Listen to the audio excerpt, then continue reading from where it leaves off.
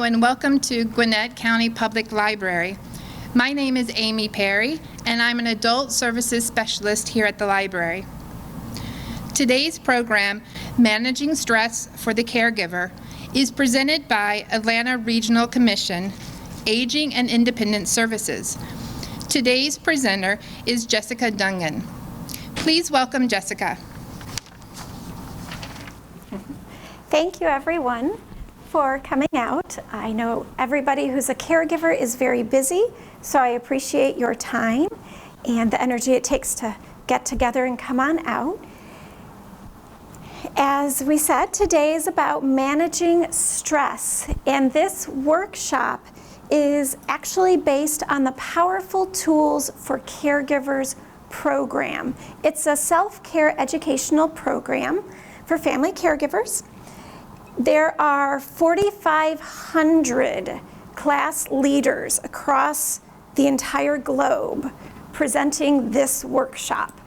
They are from the United States, Canada, Korea. It's presented in English, French, Spanish, all kinds of languages. Since its inception, there's been a lot of research. There's been a lot of evaluation and revision of this program to ensure its value and success. The program is actually a 6-week Powerful Tools for Caregivers class. We're not going to keep you here for 6 weeks, but it's been shown to have a positive impact on caregiver health for a diverse group of caregivers, and that means across rural versus urban, different ethnic minorities, adult children, aging parents, spouses, partners, everybody at different stages of the caregiving journey. And with different living situations, financial and educational backgrounds. The data from this class and the evaluations that come from it have shown that they improve self-care. It improves management of emotions, self-efficacy, so being able to be confident when you go out there and do all the things you need to do as a caregiver, and being able to utilize community resources. You'll see me refer back to this script. The program uses a script because it's important that all of the caregivers participate in these classes receive the same material with evidence-based outcomes, but I will try to make it as exciting as possible.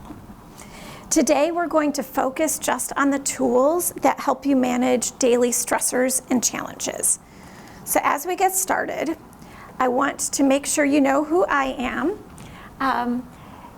As we mentioned, my name is Jessica Dugan, and I'm doing this presentation through the Atlanta Regional Commission.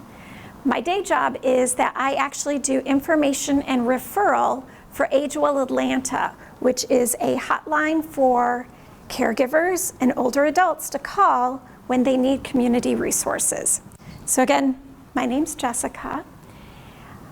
I am also a caregiver.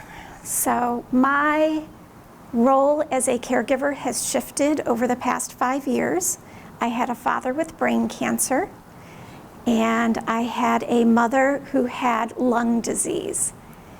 And now they have both passed, but my husband and I are caring for his grandfather, who lives in independent living, and holy cow, he's 93 years old and still, doing his thing, but needs an increasing level of care. That means it's pretty personal to me. I would like, if you're comfortable, if you could share your name, and if you're comfortable sharing who you are a caregiver for. If you're not comfortable, you can just wave, because I want to just let you know that we are recording for today. Okay? My name is Allison. I am a caregiver for my elderly mother. She has had a shoulder replacement that just was done last year about this time, so it's been basically 1 year from that. She's also had 2 knee replacements and 2 knee revisions on the same knee, and she's a walrus. That sounds like it. Okay. Yes, very stressful. Okay. Hi, my name is Suleima, and I was taking care of my mother for a year and a half, and also my two adult children live with me, so there is a lot of caregiver there too. Okay, excellent. Welcome. My name is Gislaine. I'm caregiver of my mom. She had back surgery, so she was dependent on me because she needed complete total caring. Also, I have 2 kids. I'm caregiver, 4 and 5. And then also I used to work. I work in the facility in assisted agents work home care. Okay. So since mom got sick now I stopped, but still I work with the same agents. Means I meet with different clients, with different needs. So lots of different caregiving. It sounds like we're also dealing with that sandwich generation of caring for my kids, and all of a sudden I'm doing caregiving on the other end as well. Hopefully today we'll give you some tools to be able to use. Here are what we are going to go over today. The powerful tools for caregivers. We're going to do an overview, talk about challenges, what the difference is between that acute and chronic condition, how to manage some of the stress, identifying the signs of stress and the sources, which is one of the keys to being able to manage your stress, and how we can take action. We're even going to practice by making an action plan, and then we'll practice some relaxation, which is often people's favorite part. As we move forward, I want us to think about acute illness versus chronic illness. So caregiving for somebody who has a chronic illness requires a different mindset, really, than for someone who has an acute illness. With an acute illness, we're talking about something that happens. Maybe it's a fall, and it's a fall, right? Not multiple falls over and over. Maybe it's pneumonia. So it is something that we might set aside our own lives to deal with. It passes, and then we resume. But this approach is not really effective when there are chronic conditions that keep happening. If a family member has a chronic illness like stroke or Alzheimer's disease or Parkinson's, those pieces you can't put aside all of your life for, because it's going to be a marathon. When we're talking about acute illness, we're talking about something that a cure is available. I have the flu. I'm going to get some medicine. It's going to get better. For a chronic illness, there's often no cure. It's just managing the disease state. We might be able to do things that help, but we won't be able to solve or cure the illness. An acute illness is short-term. We can see the end in sight. For a chronic or long-lasting illness, we know it's not going to go away, that the chronic illness will progress, and with that progression, our caregiving responsibilities really will increase. For the acute, there's that return to normal that's coming. But when we think about a chronic illness, I want us to, instead of saying things will never be normal again, think about it as normal changes. We have a new normal. We create new routines. We have to adapt. That certainty that we have with an acute illness that it's going to end, we may have uncertainty in a chronic illness. There's an anxiety. We might not know what's going to happen, and the effects are very hard to predict. So as the chart shows, and you guys can see, an acute illness is not the same as a chronic illness. The tools that you use need to be different. our caregiving approach, setting our lives completely aside for a chronic illness, is not always appropriate. In fact, it really can be damaging. Being a caregiver for the long haul, it really does require that we take care of ourselves. We can't stop the impact of the chronic illness on a family member. However, we are responsible for our own self-care. I know sometimes people hear self-care and they think, again. But if we are really careful, we won't become that second victim of a family member's illness. It is so sad when a person says, my mother was an ill person, but her illness actually destroyed my father. It's not selfish to think of your own health and well-being as a caregiver. When you take care of yourself, in actuality, everybody benefits. So what do we do about that stress? Stress is the reaction that we experience when the demands placed on us are too much to cope with. We might sometimes have stress that's positive, but too much stress can affect us negatively, as I'm sure you guys know, physically and emotionally. One of the important things that we can do, both for ourselves and our friends and our family members, is to take care of ourselves. And it's important that we're able to thrive and not just survive through it. An important tool for that thriving is being able to recognize and manage what's happening. So one of the things that we need to do is recognize the warning signs early, meaning it's easier and more helpful to make changes when we're starting to feel the stress. If we wait until we're underwater, overwhelmed, it's going to take longer to recover from the effects of the stress. The next thing that we need to do is identify sources of stress. I'm going to give you guys a second to think about this. We have to ask ourselves, what is causing stress for me? I don't know about you guys, but I say that and I can think of just a laundry list. It's popping through my head, right?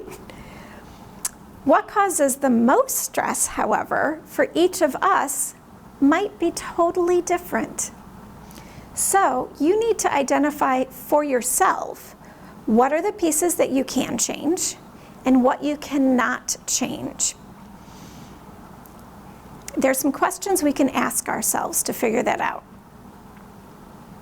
What do I have control over? Can I really control if my mom is going to finish her supper? Probably not. If you've ever tried to force a child to eat, you already know it's not going to work. But what can I change? Well, I know my mom's more likely to eat if I give her this food. It's pretty easy to do that. I can make that change. Even small changes can make a big difference. However, if we try to change things that we don't have control over, that is only going to increase our stress and frustration, and that's probably going to make the whole caregiving experience more difficult. We want to take action on those things that we can change. Taking action not only helps check off our list, it gives you a better sense of control. Do you guys know what I mean when I say that? So, sometimes being a caregiver, you feel like you can't control all the things around you, and there's so much happening that you wish you could fix. Finding the things that you can have some control over will help you feel better and feel less anxious and feel less out of control. Does that make sense more? Okay, so taking these 4 steps are critical to your self-care. So we're not talking bubble baths or go get a massage 3 times a week. Wouldn't that be nice? We're talking about recognizing what's happening and what we do have control over and taking action about it. When we're able to do this, both for the caregiver and the care beneficiary, there are benefits. We're more likely to be patient and loving when we take good care of ourselves. So now that we know some steps to managing stress, let's look at those signs and sources of stress. They probably didn't tell you that this is an interactive workshop, and you guys will get to see my lovely handwriting. We're going to talk about some of these signs and sources and discuss some tools for managing stress. It's very important that we recognize and then manage our stress. If we don't, it's just so hard to do anything else. So,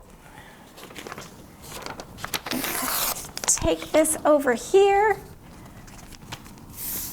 Can you guys see this? Woo. Got stress. Is that visible to all of you? Okay, good. So you guys know where we're at. I'll leave that up. And each one of you has warning signs that tell you that you're experiencing stress. If we identify and respond to it, then we can prevent some of the destructive impact of stress. But too often we ignore it. Or we might sort of recognize it and just keep going, right? If we look at what is stressful in giving and receiving care, it can actually be quite different for different people. So I'm going to share a couple of my signs of stress and my sources of stress. And what I'd like you to do is think about for yourself, what are those signs and sources of stress that either you have experienced or maybe that you've heard other people talk about. For me, one of my signs of stress was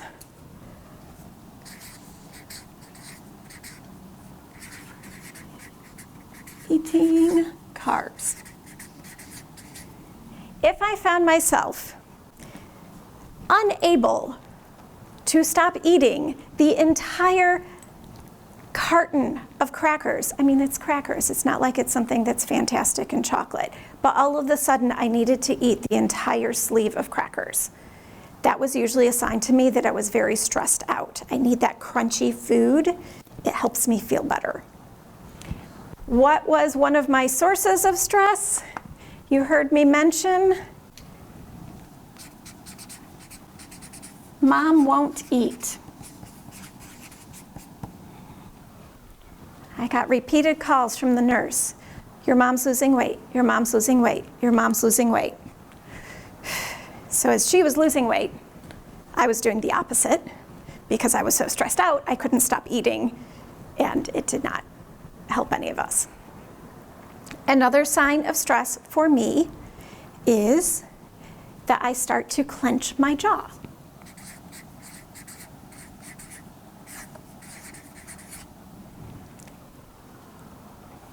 One of the sources of stress is when Grandpa messes with his meds.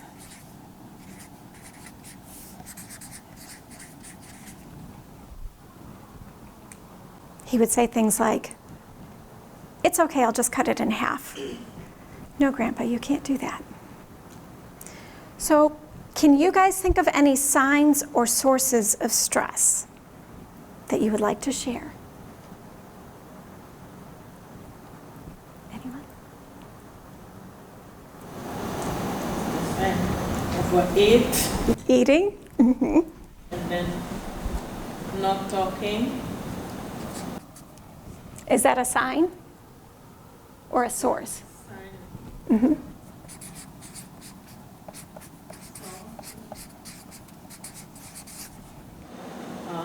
Give mom, taking mom like to go hospital appointment, give mom ride all the time, wherever she wants to go. All the medical appointments and transporting everywhere.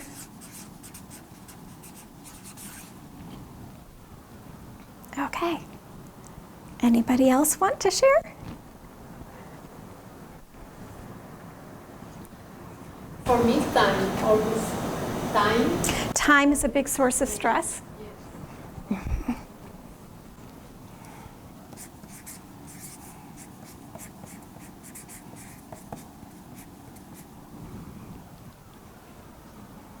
What are some of the signs that you might be getting stressed out? I really can feel in my body. I get very anxious and I can feel fear sometimes for the things that are going to happen if we are not on time.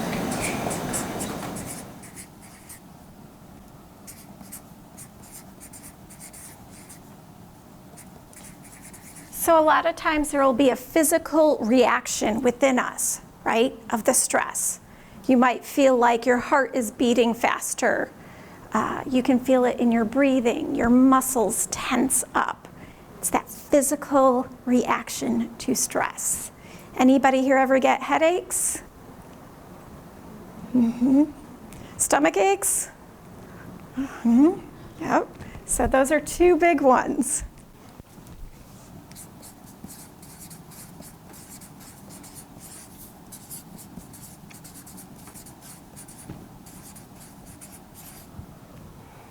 Feel like I might have spelled that wrong, but that works.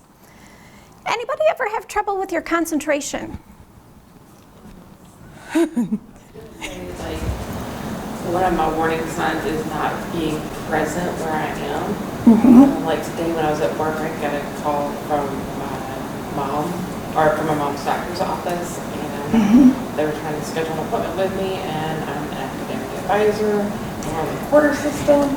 So registration for summer is like in the next couple of weeks, and I was literally out in the hallway trying to advise some people because we're doing advising on the go over meeting students where they are, trying to be very holistic. That sounds great. Yes, it sounds great. And so I'm like, hey, yes, I think we can do that day. And then I'm telling my student, I'm like, I'm not working this weekend. Like, it's just, and that Balancing them out. yeah, and I definitely see, like, as far as my sources, like the medical appointments, and education for those, and it's running along everywhere. Okay. So we've got concentration,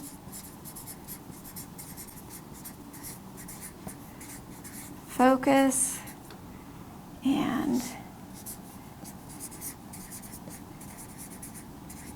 balancing the rest of our lives.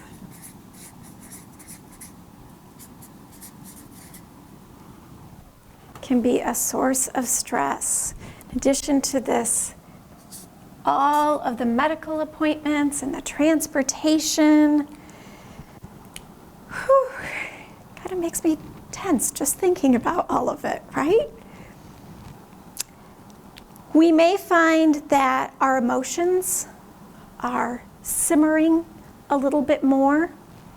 Some people tell me that they cry more easily, or they get snappy more easily. It's definitely not great for relationships with other people when you're trying to be a caregiver and focused on one thing and they want to talk about other things and that's all you can think about, right? And making sure that they understand that balance as well. A couple other things that they've mentioned, unreasonable expectations. So whether it is from the person that you're caring for, who might say something like, "Why can't you come over right now?" Well, you actually, have a child in the bath. Or if it is maybe a doctor asking you to do something that just isn't within your realm of capability at that moment. There are times where you might feel like there are expectations placed on you that are overwhelming. And then there are always family disagreements. So sometimes family does not always agree on how to take care of someone. I know that probably doesn't shock any of you. And depending on what your care recipient is going through, it may be things that are related to their disease state. For instance, somebody who wants to keep walking around and doing things and not use the walker. And you're thinking, but you keep falling. You need to just use the walker. Or when somebody has dementia. If any of you have experienced that, there will sometimes be a repetition of questions again and again. And there may sometimes be stories that come out or a lack of understanding of what's going on. So those things can all be sources of stress. So thinking about these, remember earlier we talked about, we need to know when we're getting stressed. It's important to notice when you're having some of these warning signs and make sure that you know your personal warning signs. It's a good idea even throughout the day to give yourself a check-in, because the earlier we can identify our warning signs, the better. Some of these signs might not even be our earliest warning signs. By the time you get that stomach ache, you may already be in a place where you are very stressed out. So it's important to pay attention to what the earliest ones are for you. For all these signs of stress, there is a result. If we let these go, there's a negative result, both physical, emotional, and mental. Problems develop. Some of those are increased health problems. People who have a higher level of stress actually have their immune system affected by it, which means we're more vulnerable to illness, and it can worsen any medical problem you may already have. As we said, sometimes it can also disrupt relationships. We know that when people are very stressed, their communication is not the best. There can be major breakdowns in communication when we're stressed. We might be more irritable and angry, and it adversely affects our relationships. There's also this concept of burnout. Many caregivers will feel this at some point in their caregiving journey. It's that total exhaustion, both physical and emotional, and feeling like you're overwhelmed and you're not able to cope. Hopefully we don't let ourselves get to the burnout point, because we really do need to be able to be there for our loved ones and for ourselves. But that ongoing stress can also lead to things like depression and anxiety. And just to be clear, depression can range. People talk about depression a lot nowadays, and it's more than just feeling down. It is when people feel down for an extended period of time. We talk about emotions in some of our later classes, but for depression, it's something to really monitor to make sure you're not getting to that point, because you may need extra help to get out of there. And then also, of course, when we're really stressed, there's a decreased quality of care. It's really hard to communicate and be patient and loving when we're super stressed with our loved one. So, are we going to get rid of stress? No. No. However, even though it's a fact of caregiving, we can't eliminate it and we can't stop it, we can manage it. And it's important to manage our stress level so that it does not control us. So we've completed the first 2 steps that we talked about earlier. We talked about identifying those warning signs, and we talked about identifying sources of stress. I suspect you might be able to think of even more sources. I think that time, that transportation, the communication, all of those feed into our stress level. The third important step in managing our stress is to identify what we can and cannot change. We only increase stress and frustration when we try to change things that we don't have control over. So it's important. We can change ourselves. Can you change the other person? No. Sometimes this means we need to let some things go.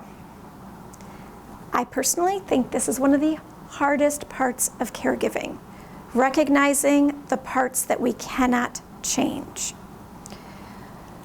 So let's see what we can do to tolerate some of those unchangeable stressors in our lives. When we take action is when we can help manage all of that stress. If we just identify our warning signs and our sources of stress but don't do anything about it, it's not really going to get better. So we must be able to actively do something to reduce our stress. But we get tangled up in these barriers. So what are some of these barriers to taking action? Why haven't we managed our stress already? First thing, we can't think of what to do. We're going to talk in a few minutes about what are some things we can do to manage the stress so that you have a menu of things to go home with you. Second thing, choosing a difficult activity. So if I pick a stress-reducing activity, like I'm going to learn to crochet, for me, that sounds really stressful because I have tried it a few times and I just end up with a big line. It doesn't work, it's just more stressful for me. So I need to find something to reduce my stress that I can do, that it's not too involved, it doesn't take too much time, it's not too expensive, or quite frankly, when everybody tells you, oh, you know what you need to do to reduce your stress? You need to do yada, yada, yada. But it's not something you want to do? Don't do it. Pick something else. The other part, the other barrier that we have is postponing our stress reduction. Tomorrow, when things calm down, or thinking I need to do a getaway because I'm very stressed, so I'm going to plan out a trip for 3 months from now. Is that going to help you right now? For some people, maybe the planning part would. For me, I need to actually get away. That's probably not going to do it. That's too far away. So it's important. We're going to recognize our signs, recognize the source, and figure out what's stopping us from taking action. So, what are stress-reducing activities? They help us relax, they might soothe us, they make us feel good, and it's something that you can build into your life regularly. It doesn't have to be elaborate, just a few minutes a day, and it can help us deal with all of this stress. So thinking about that, what suggestions do you guys have for reducing stress? What are some small things that you do that help you just feel a little bit better? Any thoughts?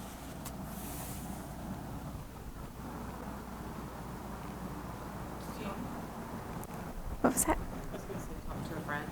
Talk to a friend. Excellent.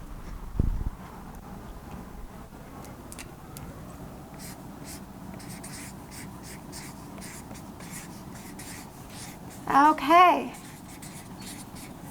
What else? Walking. Yes. There are so many benefits to walking. We've got our exercise. We've got the taking a break, fresh air. All of those things are very beneficial. Is it always possible? No. If we can do it, that's great. That's a good one. Okay, what else? Music. You are after my heart. Music is one of the things I love. Now, what I might listen to de-stress might be completely different than what you listen to. Sometimes I talk to people and they say things like, I want to listen to some really heavy metal. And it just gets it all out.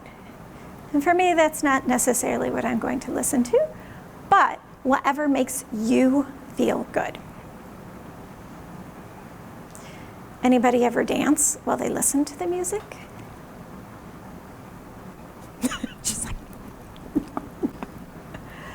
so dancing might be something, even if it's, just in the kitchen while you're putting the meds together. Okay, what else?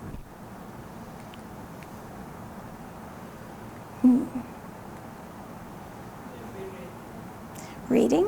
Mm-hmm.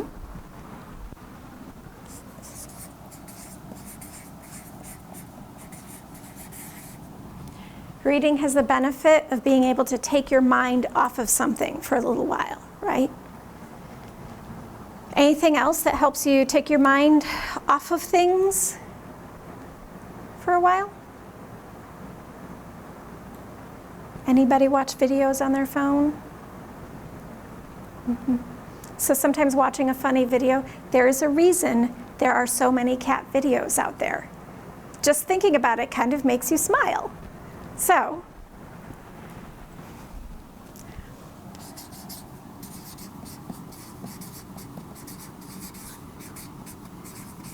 I'm going to add to that laughing.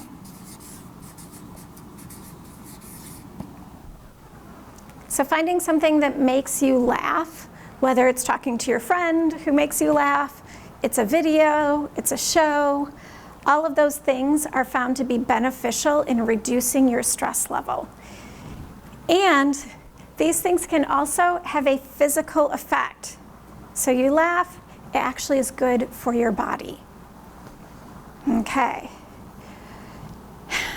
Thinking about some of our warning signs of stress.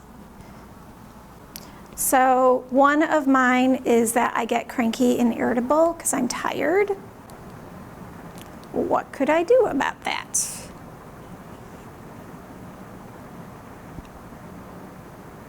Any thoughts? So one of the things I notice is that my sleep routine gets disrupted very easily. And in order for me to be able to handle stress, I have to get enough sleep. Like if I don't get enough sleep, I'm cranky. It's not always an option and it's not always under my control, but when I can, I get enough sleep. So that is one thing I would definitely encourage you to look at. Okay.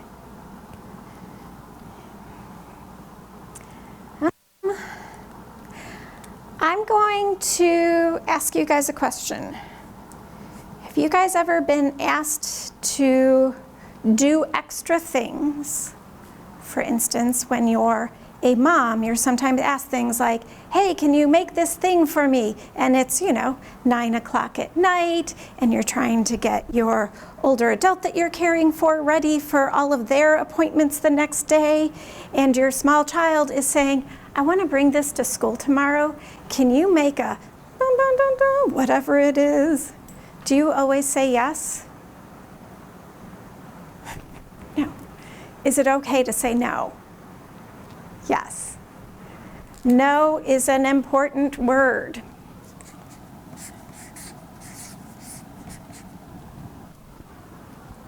It is okay to say no, and you don't need to feel guilty about it. Okay, so you guys should have also gotten a list in your handouts of tools for reducing stress. It's a really long one. So go ahead and glance over it and maybe star a couple of them that you think. Here, can I borrow your list for just a moment? It looks like this. Lots and lots and lots of ideas on here.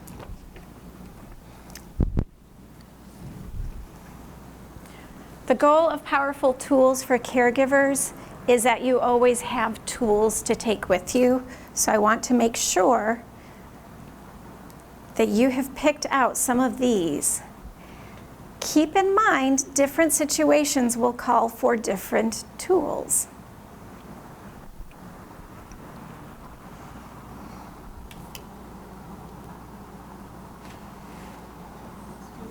Yes?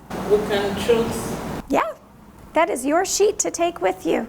and then we write down. You don't have to write it down if you don't want to. That's just an exercise sheet for you to be able to use and to take with you. I often find that it's helpful to have written down a couple of ideas and a plan. Before we leave today, we are going to create an action plan for the future. But don't worry, I won't be grading or anything like that. It's just to help you be able to come up with some ideas.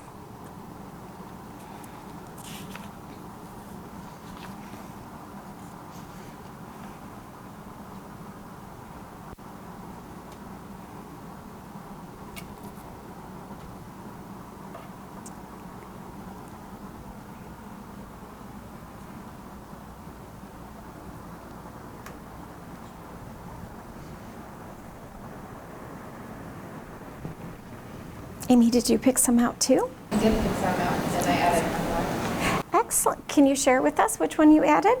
I added drinking like an expensive tea. Oh, Trying to keep the good stuff for when I really need it. I like it. Drinking tea. I'm adding that to our list up here.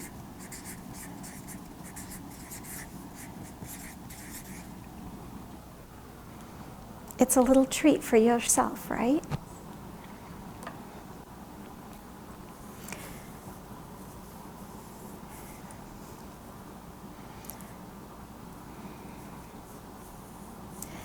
So as you finish up looking at that list, I want you to keep in mind it is helpful to match your stress-reducing activity to your way of responding to stress in the situation. So if your stress response is physical, you get that tight, anxious, you might want to have something that helps reduce that. A physical walking activity, maybe something that takes you outside, gardening for a short time, or even some of those quick moments where you practice relaxed breathing. So being able to take a deep breath in, hold it for a few moments, and then let it out. And you can feel your whole body relax a little bit. If your stress is mental, being able to give yourself a break from some of the racing thoughts and the lists that are going through your head. If you're having difficulty concentrating, you might want to try some mental relaxation activities. So there are some things you can listen to. You can listen to soothing music, or you can actually even listen to meditations or reading for pleasure. All help take your mind off of things for just a moment. It's not going away, but being able to give yourself that mini break. And if you tend to be both types, You can even have activities that involve both things. Practicing yoga, where you're relaxing your body and you're concentrating your mind. Tai Chi, some of those activities that you may be able to do. So, as we said, many ways to reduce stress. The important thing is finding what is pleasurable and works for you. If you try something on this list and you don't like it, you don't have to do it again. But those little things that you can find are going to help you relieve stress and make a large difference. So you heard me say action plan, and you may have noticed there is an action plan in your handouts.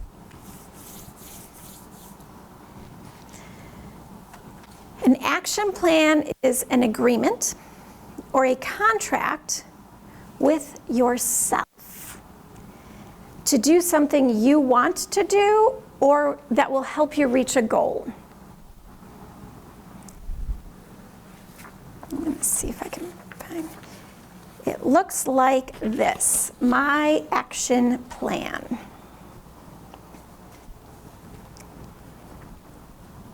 We are going to make an action plan today, and I would like you to focus it on something to reduce stress. An action plan has many parts.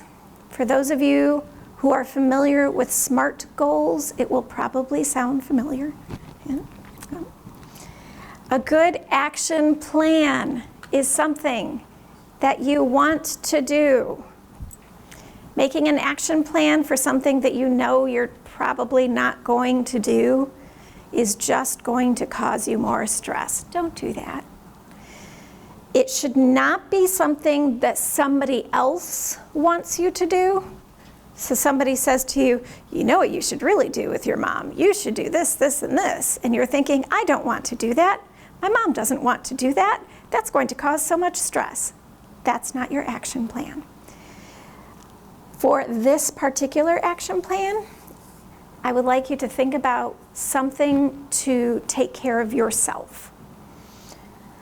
It has to be reachable, which means when we come up with an action plan, if you walk once a week, making an action plan that you are going to run every day for a mile is probably not a good idea.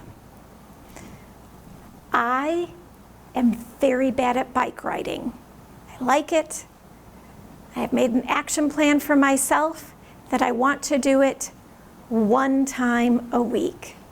Because if I try to do it 4 or 5 times a week, I'm not going to want to do it, and I'm going to end up hurting myself. Then I would also like it to be behavior specific. A lot of times I hear things like, I'm going to be healthy. What does that mean? I don't know. Does that mean you're going to eat more vegetables? Does that mean you're going to walk more? Does that mean you're going to notice when you're saying something negative to yourself and stop it and say something positive? So it should be something specific, which means how often you are going to do it. What specifically are you going to do? How much? When is that going to happen?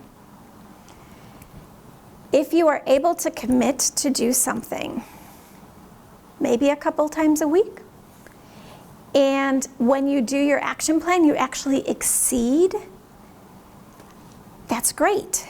It's better to say you're going to do it a couple times and end up doing more than set yourself up for failure. The last part of our action plan is putting our confidence level down. I was thinking about this because I was thinking about my goal of bike riding once a week. And I'm going to be honest, I'm not entirely confident that's going to happen. So I've been thinking about if your confidence level from a 0 to 10 If it's a 0, that means you're not at all confident it's going to happen. If it's a 10, yes, for sure, I'm going to do this. If it's around a 7, then maybe we can talk about some ideas of how to increase your confidence level. So my action plan for this week is I'm going to bike from my house down to the farmer's market. That is my action plan. In order to do this, I think it's reachable. I've done it before with help. I'm going to do it over the weekend because I think trying to do it during the week when everything else is chaotic and I'm making doctor appointment calls and all that, I don't think that's realistic. But my confidence level, if I'm going to be honest, is probably around a 7 or a 6. So thinking about that, I think what I'm going to do is invite somebody to meet me there. And for me, that will make me more motivated to get there. I know if somebody else is going to be involved, I'm more likely to commit to it. So I'm going to ask one of my friends to meet me at the farmer's market and tell her that I'm showing up on my bike so that I don't at the last minute decide to drive the, mile to the farmer's market. So that's my action plan. Go ahead and take out the action plan piece of paper and think to yourself, what is your action plan for the week? Figure out how confident you are, what it will look like. I'm gonna just do a loop around here to see how you guys are doing. If you have anything you want to just ask.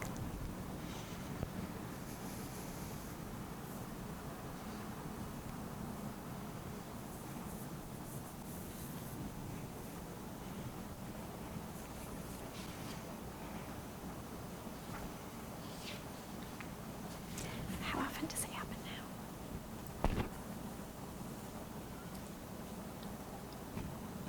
Okay.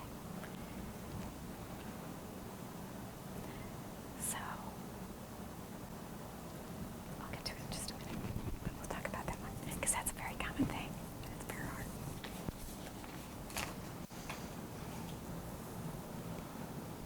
It's okay.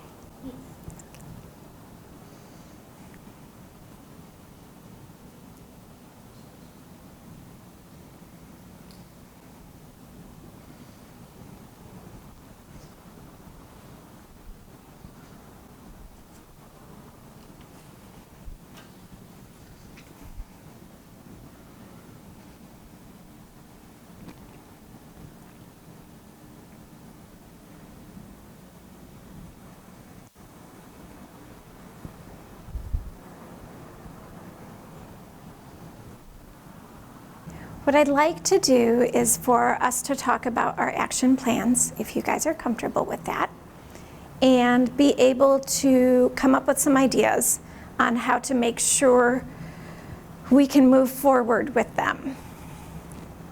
So, Amy, do you mind sharing your action plan? So this week I will write in my journal for 15 minutes in the evenings, 3 times a week. Excellent. Okay, so we know how often she's going to do it. We know what she's going to do. Now, just to clarify, you actually have a journal already, right? Yes. Okay, that helps. I always want to make sure we've got the But that material. would have been my stress reliever to go shopping. Yes. Okay, and I'm number 8 that I am confident I can do. okay, very good. So you have a time set aside in the evening. Perfect. Okay. So, Allison, can I ask you to share? That's okay. Would you like to share? Yeah. This week I will wake up in the morning, do exercise once a day. Okay. So exercise is one I hear a lot. It is one of the things we all know we need to do more. I mean, oh boy, We all are like, oh boy, I need to exercise more. And it is one of the hardest things. There's usually some barriers. There's reason we haven't moved ahead with that, whether it's time, whether it's our motivation, whether it's finding something that we really like. So what is going to help you make sure you get up and do your exercise? What do you think? Do you have somebody that you're exercising with, or are you doing it by yourself? Every day I wake up, Okay. hurry, and then I say I'm gonna do exercise, and then I go and sit. I say, I don't feel it. So, but I think about it, I wake up early to do that, but that motivation to make me to do, for action, just To do it? Okay. So how confident are you that you think you will actually do this right now? Is it kind of like a... five.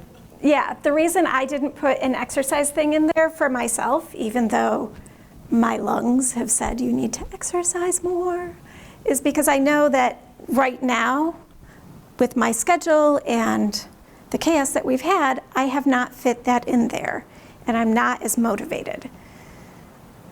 Some of the things that I hear that help move that along, you can reduce the amount of time.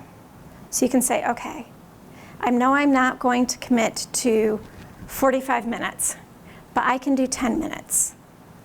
I can do 10 minutes of exercise. And then maybe the next week, I'll do 15 minutes of exercise. And the week after that, I'll do 20 minutes of exercise. And you see how that kind of builds up. The other thing you can do is pick an exercise partner. Or if I said I'm going to exercise every day next week, in the hour and a half that you've known me, you have probably already picked up on that's probably not going to happen. But is there another thing that I might be able to say about that? Instead of every day, maybe once, maybe twice. Like me, it's because when I get stressed, I eat more. And then now I gain more weight. Always I say, oh, I want to lose weight.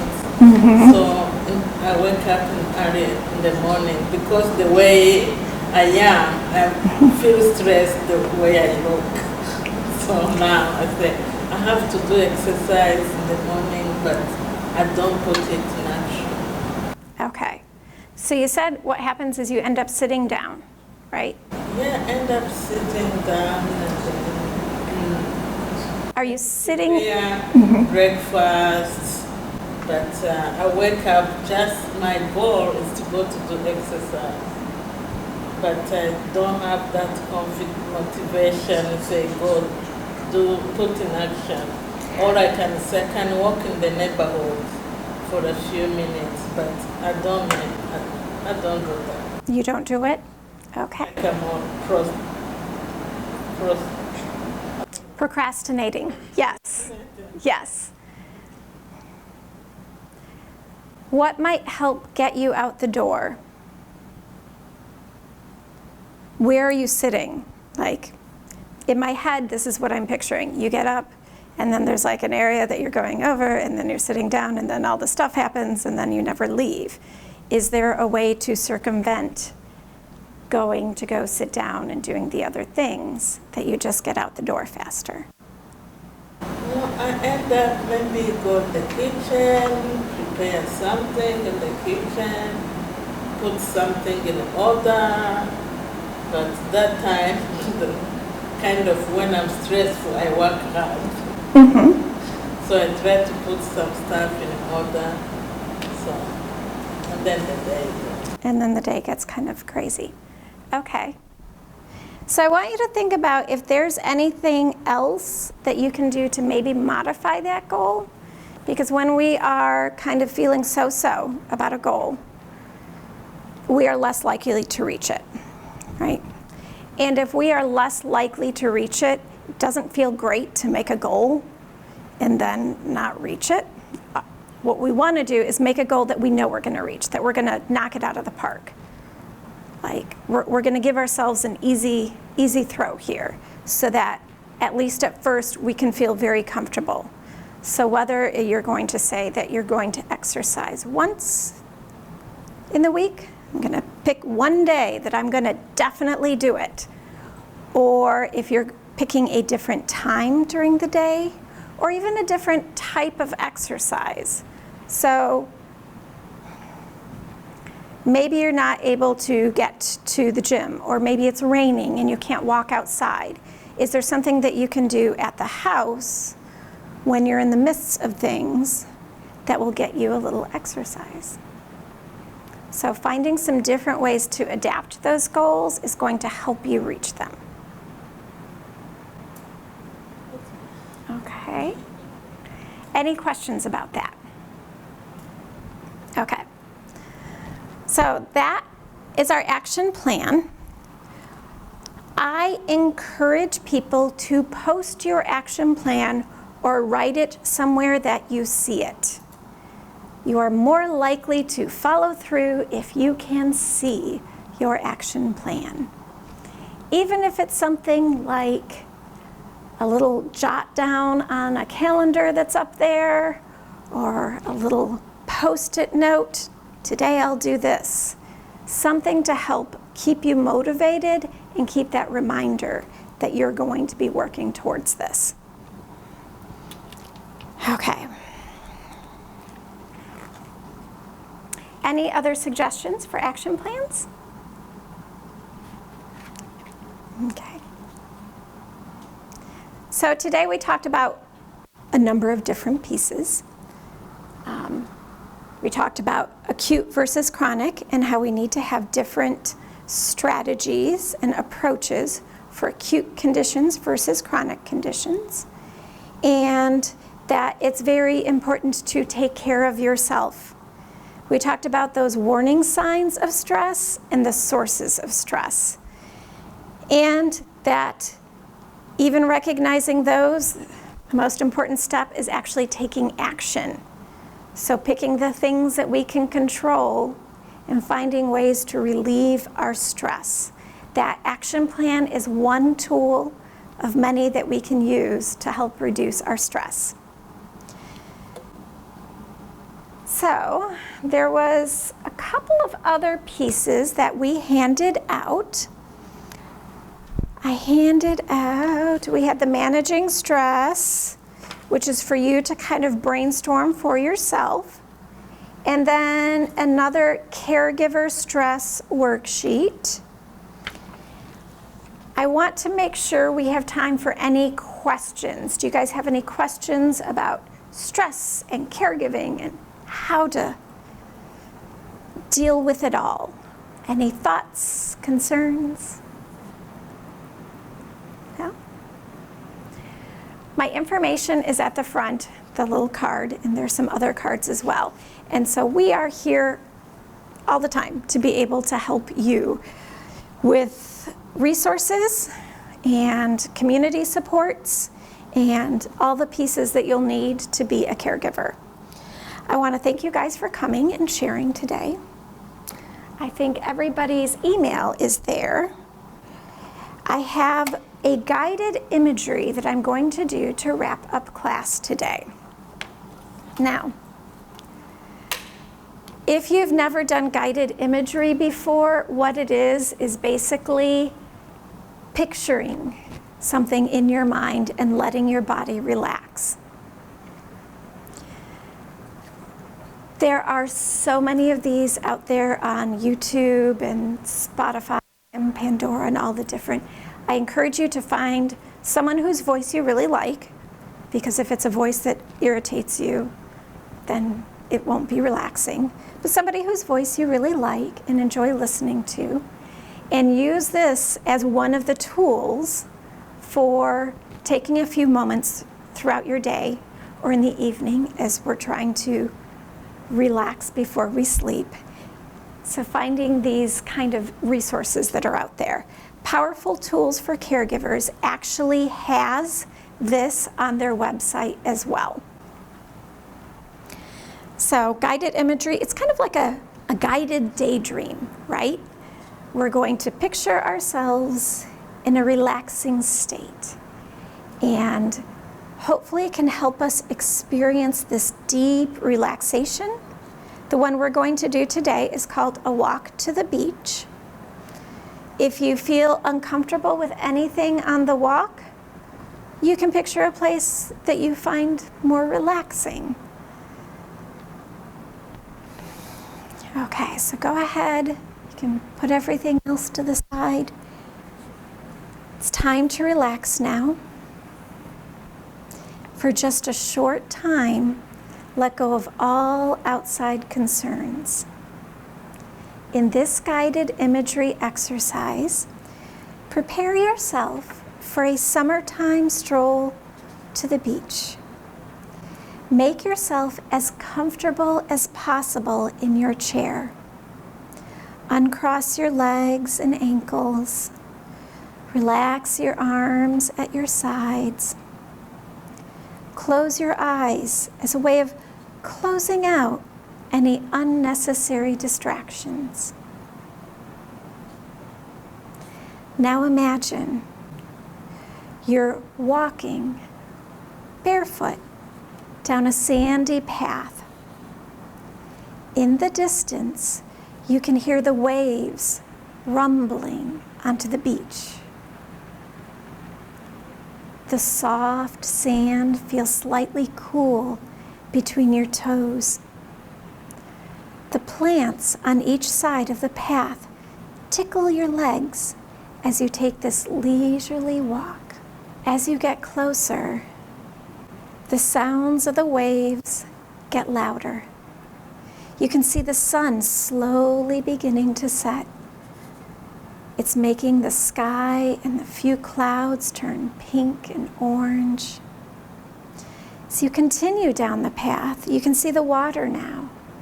It has a brilliant blue sparkle in the sunset. The calming ripples closest to the shore invite you to take a closer look. As you walk towards the water, leaving footprints behind, you start to feel the soft sand become more solid under your feet. It feels a little wet from the water near the shore. The edge of the water gleams with white foam. You notice a few seashells in the sand. You bend one over and pick up one and see its perfect shape and the pearly inside. With the warm water trickling between your toes, you look up and out across the water as far as you can see, realizing now how small we are in the vastness of the universe. Just a few feet from the water's edge sits an empty chair. As you walk towards the chair, you can see small crabs sticking their heads out of tiny holes in the sand, and they run away as you draw near. You take a seat in the chair. You're impressed by the harmony of the surroundings, the warm summer air, the sweet smell of water, your toes in the sand, listening to the sound of the waves, your eyes watching the sunset over the water. A feeling of peace cascades over you. You take a deep breath to take in more of this relaxing time. You sit here and rest a while, relaxed in the feeling that nothing else in the world matters at this moment. This is pure enjoyment just for you. You listen to the waves and relax some more.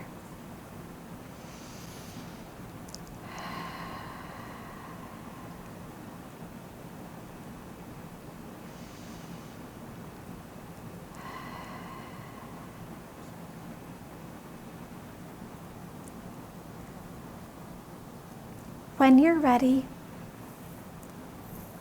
you wiggle your toes and you begin to stand up, feeling the soft sand between your toes again, thankful that you've had this time to yourself. And remember, you can return to this place in your mind's eye whenever you want to. You begin to walk back along the sandy path that brought you to this peaceful place.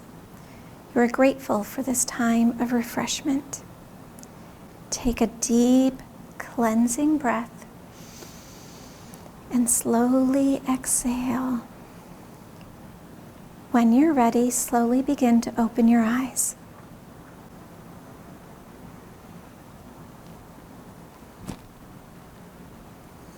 Okay, anybody feel more relaxed? Feel like we could take a little nap right now? I'm pretty sure the library doesn't want us to nap here. So, does anybody notice that their hands feel a little bit warmer? Or any parts of you? Excellent. So, guided imagery can actually have a physiological effect on us. It is one way to really increase that relaxation response. There are other progressive relaxation. Some of you may have done that where you actually concentrate on different parts of your body and relax them. It can help your hands and feet feel warmer. It increases our circulation, is what's happening. So, if you find that's helpful, that's one thing you can practice at home. I find it's helpful to actually listen to somebody because when I try to do it on my own, my thought tends to wander. So, as I said, the Powerful Tools for Caregivers site, if you go on there, you can find those relaxation exercises. And if you want, I can email them out to everybody as well. Okay, thank you guys so much for coming in today. I really appreciate it. I'm going to stick around for a couple minutes. We know the library's closing. But if anybody has any questions for me, please feel free. You can also take my card and give me a call anytime. Thank you so much. Thank you, guys. So thank you for all of you attending, and thank you very much, Jessica, for sharing these tools for caregivers, and I hope all of us can walk away with these tools to help us become better caregivers to our loved ones, and to make sure that we take good care of ourselves before providing for others. So again, thank you for your time, and we hope you can come back to another one of our programs soon. Thank you.